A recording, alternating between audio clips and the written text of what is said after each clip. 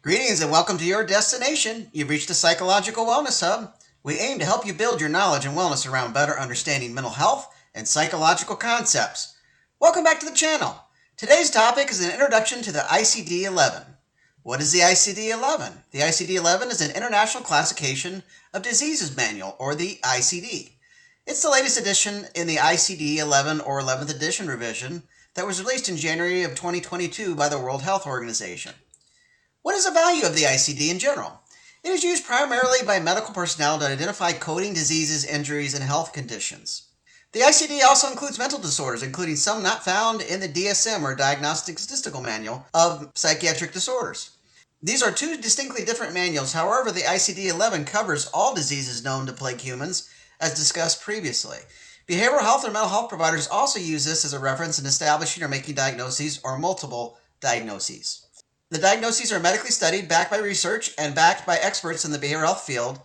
The ICD-11 has multiple revisions and updates, keeping it relevant and up to date. Using the ICD, behavioral health and mental health providers are given extensive training on the DSM to sharpen their skills using this manual. This is a commonplace. Some providers are given more and some are given less.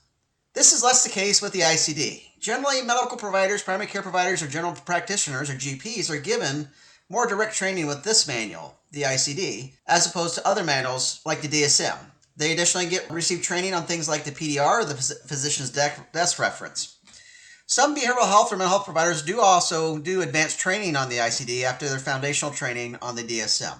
The ICD-11 helps guide your provider. What is the possible value of the ICD for you? The very first thing to know about the ICD is that it cannot be of value to you if you over-identify with it. What I mean about this is one specific thing. You are not your diagnosis, and your diagnosis is not you. The ICD helps your provider help you. Your example in communicating your difficulties helps sometimes the first person you go to report these difficulties. This, in many cases, is your medical providers, primary care providers, or general practitioners or GPs. From there, they can take experience in the ICD-11 and reference to make a referral to specialty providers, usually a behavioral health or mental health provider. The ICD-11 keeps common language and method which aids patients, clients, and consumers in getting an accurate diagnosis for what they're dealing with.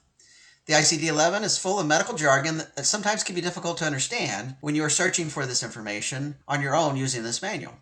Your provider will sometimes have access to resources for you that are more user-friendly to the public and to less jargon-heavy. For those of you who use insurance and get behavioral health treatments like psychotherapy, for example, the insurance companies will require a DSM diagnosis to be associated with the treatment for coverage. Insurance companies will also use other manuals such as the ICD-10 or ICD-11 to establish diagnostic categories and coding.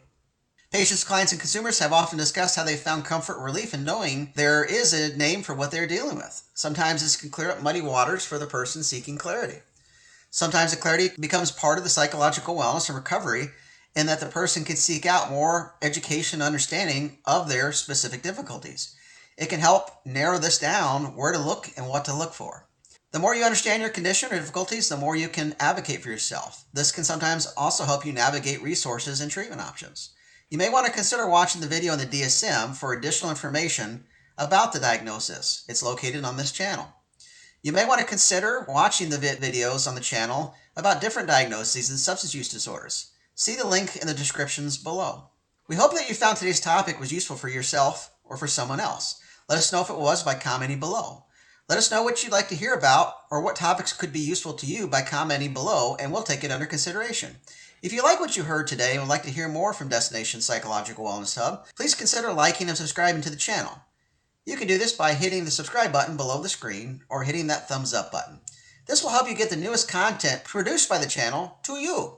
Please tell all your friends and family about this channel or share this and other videos with them on the channel. Encourage them too to like and subscribe. And as always, we hope your psychological wellness continues to grow with us in this community. Thank you.